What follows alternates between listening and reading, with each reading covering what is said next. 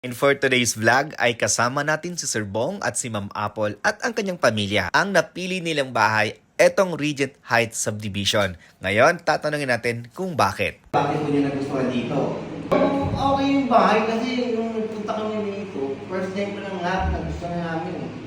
Yung 3 bed. At ayon nga sa kanila, nagustuhan nila ang Regent Heights Subdivision dahil ito ay kompleto ng turnover. May 3 kwarto, 2 toilet and bath at meron pang space para sa maliit na parking lot.